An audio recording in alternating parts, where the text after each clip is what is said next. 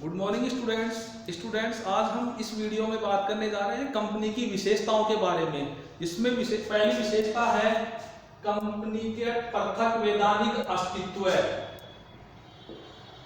पृथक वैधानिक अस्तित्व, इंग्लिश में separate legal entity. Students, company का अपने सदस्य और संचालक मंडल से पृथक वैधानिक अस्तित्व होता है। इस संबंध में भारत के भूतपूर्व न्यायाधीश श्री हिदायतुल्लाह ने भी लिखा है कि कंपनी का अपने सदस्यों से पृथक वैधानिक अस्तित्व होता है क्योंकि कंपनी का जन्म एक कानून के आधार पर होता है, या अपन दूसरे शब्दों में कहें तो कंपनी का अपने संचालक और सदस्यों से भिन्न और स्वतंत्र अस्तित्व होता है। इस सिद्धांत को इंग्लैंड के हाउस ऑफ कॉमन सालोमन बनाम सालोमन एंड कंपनी लिमिटेड के मामले में अपनाया गया और भारत के मुंबई उच्च न्यायालय, कलकत्ता उच्च न्यायालय का भी यही मत रहा कि कंपनी का अपने सदस्य और संचालक मंडल से पृथक वैधानिक अस्तित्व होता है। अब अगली विशेषता है स्टूडेंट्स, वो है अंश पूंजी। स्टूडेंट्स, कंपनी की अंश पूंजी होती है, बिना अंश पूंजी वाली कंपनी भी होती है और अंश पूंजी वाली कंपनी भी होती है। जिस कंपनी का समावेशन अंश पूंजी के आधार पर करवाया जाता है, अब जो कंपनी संशोधन अधिनियम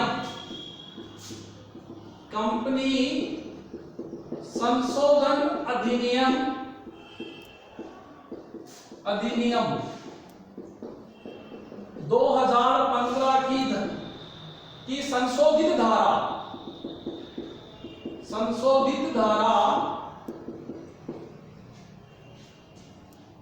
सेक्शन 68 तथा सेक्शन 71 के अनुसार अब कंपनी का अगर अंश पूंजी के रूप में समावेशन करवाया जाता है या अंश पूंजी के आधार पे, तो उसमें न्यूनतम अंश पूंजी का जो पहले प्रावधान होता था वो इस कंपनी संशोधन अधिनियम 2015 की जो संशोधित धारा है सेक्शन 2 अंडर सेक्शन 68 तथा सेक्शन 2 अंडर सेक्शन 71 के बाद में अब वो प्रावधान हट चुका है बच्चों। तो कंपनी का अब अंश बिना अंश पूंजी के आधार पर भी समावेशन करवाया जाता है और अंश पूंजी के आधार पर भी समावेशन करवाया जाता है। कंपनी मामला मंत्रालय के अधिसूचित नियमों के अनुसार यह माना जाता है कि जो ओपीसी होती है उसमें कितनी अंश पूंजी होनी चाहिए, 50 करोड़ से अधिक, 50 करोड़ से अधिक अंश पूंजी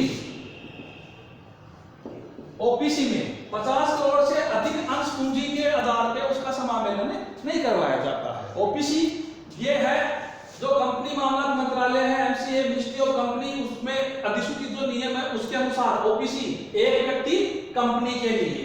अब है अंतर्निहित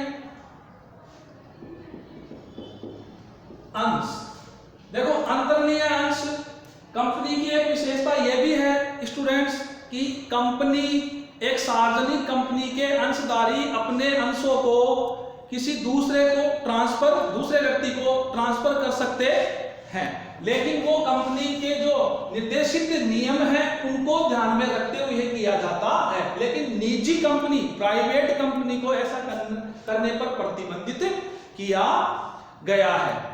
एक ओपीसी जो होती है, ओपीसी एक व्यक्ति का कंपनी, वन पर्सन कंपनी में अगर किसी सदस्य को दिवालिया हो जाने पर, मृत्यु हो जाने पर उसकी अंश पूंजी जो है, उसके अंश जो है वो अपने आप उस नामांकित सदस्य, नॉमिनेट जो मेंबर होता है उसके पास ट्रांसफर हो जाते हैं। अगला है अभियोग योग्यता। अभियोग योग्यता में कि कंपनी किसी भी व्यक्ति के ऊपर वाद दायर कर सकती है और दूसरा व्यक्ति कंपनी के ऊपर वाद दायर कर सकता है। ये अभियोग योग्यता की जो विशेषता है ये भी एक कंपनी की विशेषता होती है। अब है सार्वमुद्रा, जिसको अपन बोलते हैं कॉमन सील।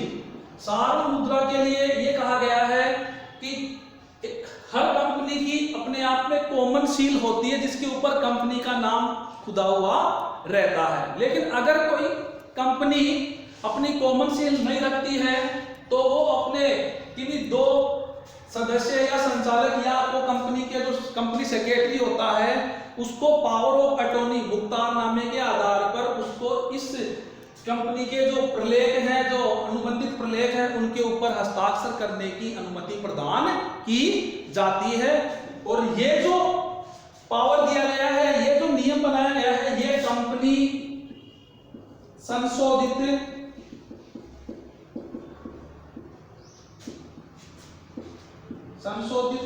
अधिनियम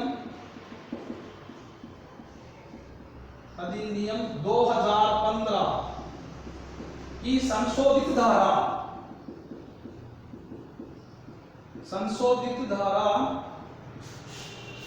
11 तथा 22 के अनुसार बनाया गया है।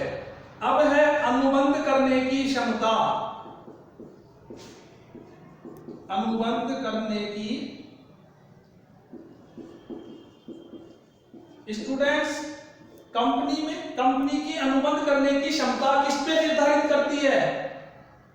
एमओए, जो कंपनी का पार्षद सीमा नियम जो होता है उसके अंदर बताए गए